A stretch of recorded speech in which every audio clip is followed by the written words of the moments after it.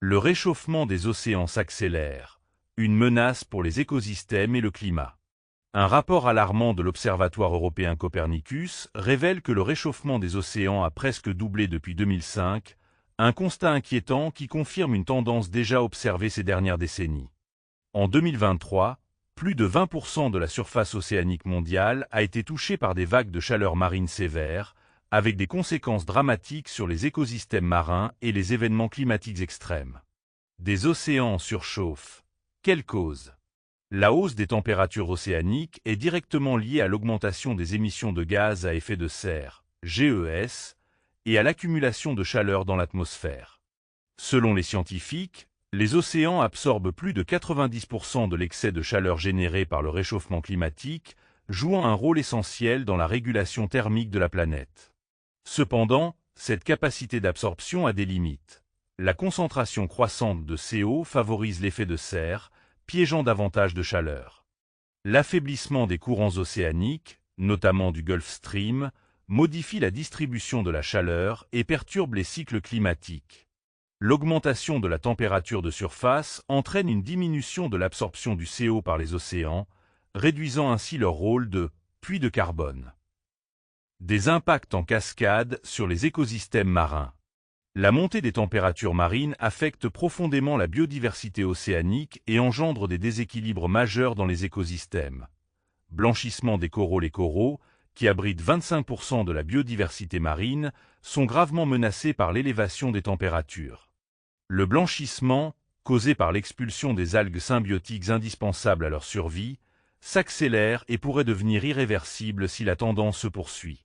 Effondrement des stocks de poissons. Les vagues de chaleur marine modifient les habitats et les chaînes alimentaires, poussant de nombreuses espèces à migrer vers des eaux plus profondes ou plus froides. Certaines populations de poissons, comme les anchois, le thon ou la morue, voient leur reproduction et leur croissance fortement impactées. Prolifération d'algues toxiques. La hausse des températures favorise le développement d'algues nuisibles produisant des toxines dangereuses pour la faune marine et l'homme.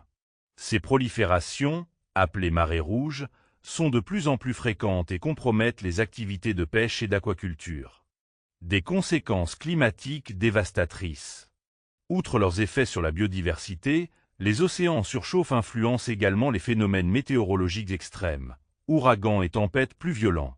La chaleur des océans alimente l'énergie des cyclones tropicaux, entraînant une intensification des tempêtes, des vents destructeurs et des précipitations extrêmes. Des ouragans de plus en plus puissants comme Ian en 2022 ou Dorian en 2019 sont des exemples frappants.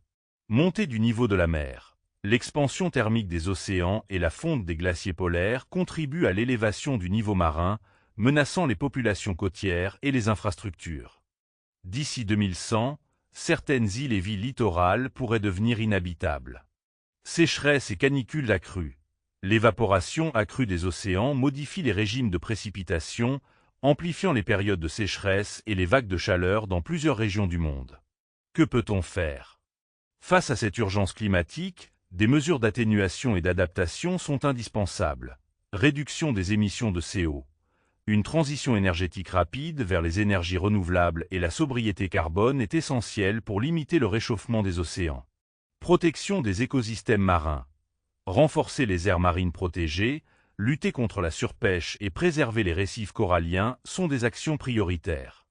Surveillance et anticipation. Développer des systèmes de surveillance avancés pour détecter les vagues de chaleur marine et limiter leurs impacts sur les communautés côtières et les industries dépendantes de la mer. Sensibilisation et engagement international.